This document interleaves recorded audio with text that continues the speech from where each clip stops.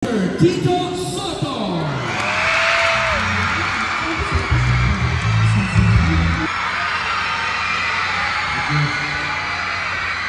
Maraming salamat. Ayang buntag na nyo tanan.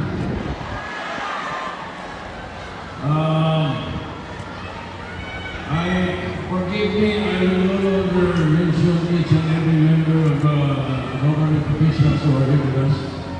But with due respect to my dear friend, Pablin Garcia, I would like to summarize what Senator Lacson said about the governor of Cebu in just one place. So I would like to greet all the public officials of Cebu, One Cebu, headed by the pinakabanggiitan na Garcia, Governor Gwen Garcia. I said with due respect to my dear friend Pablin.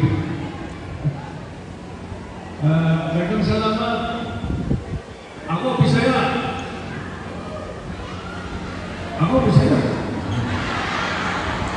Yung ako polo, si Vicente Yac Soto, lumad na Cebuanong. At ako Bisaya. Giingon nila si Tito Soto, di man Bisaya, hindi ka maumusulti ng Bisaya. Ang pagka-Bisaya, di lang sa pagsulti ng Bisaya. Ang hindi lang sa ngaon, di lang sa baba. Ang pagka-Bisaya, nasa dugo, kasing-kasing.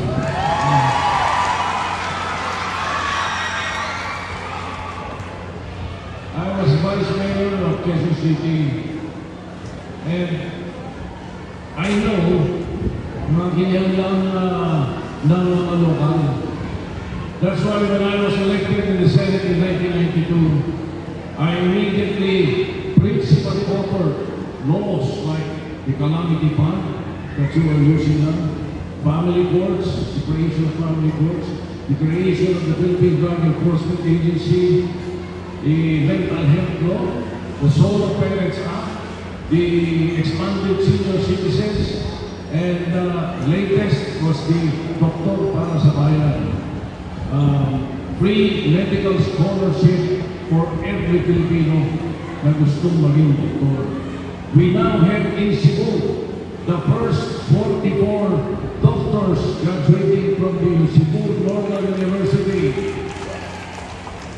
Libre tuition, libre libro, libre lodging, may allowance pa. That's why, again, congratulations, pinakabanggiitan Garcia, Governor Gwen Garcia. And this time, with these laws that I propose to make, I hope ako Bisaya will support with Congressman and incoming Congressman Carissa Garcia. We expect that we will have a very good 20th Congress together with our team. So, with One Cebu, mabuhay One Cebu, mabuhay ako Bisaya, mabuhay Cebu. Thank you.